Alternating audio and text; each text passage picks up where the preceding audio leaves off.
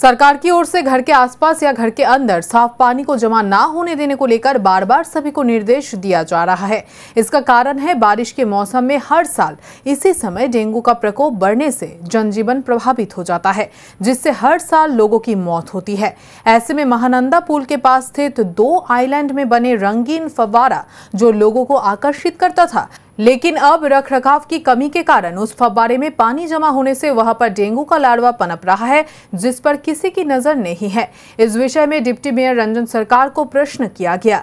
उन्होंने सबसे पहले सीसीएन को धन्यवाद देते हुए कहा कि आप लोगों के सतर्क होने के कारण ही शहर की कमियों को नगर निगम के पास लाया गया, जिसके बाद उन्होंने अधिकारियों को उस फव्वारे का पानी साफ करने का निर्देश दिया। वास्तव में ये फव्वारा शहर वासियों को आकर्षित करने के लिए बनाया गया था, लेकिन बंद पड़े इस फव्वारे में बारिश का मौसम होने के कारण पानी जमा होने से डेंगू के मच्छर जन्म ले रहे हैं।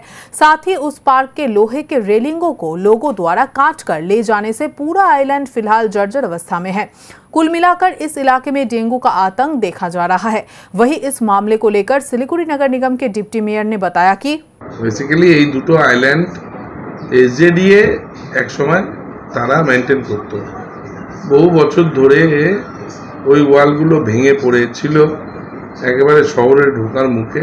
অনেকবার বলার পর আমরা নিজেরাই সেটা পুর নিগমের পক্ষ থেকে উদ্যোগ নিয়ে আমরা কাজটা শুরু করেছি।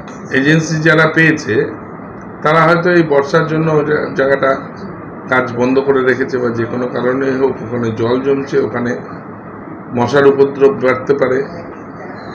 আমি এক্ষুনি কথা বললাম ওখানকার বোর্ডের অফিসার এবং যে ইঞ্জিনিয়ার যারা কাজ দেখছে, বলেছি ওই জায়গাটাকে পরিষ্কার পরিচ্ছন্ন রেখে যাতে জল না জমে। তারা যেহেতু এই খবরটাকে তুলে এনেছেন, খুব এটা দরকার এই বিষয়গুলো চোখ দিয়ে সবসময় লক্ষ্য রাখা দরকার।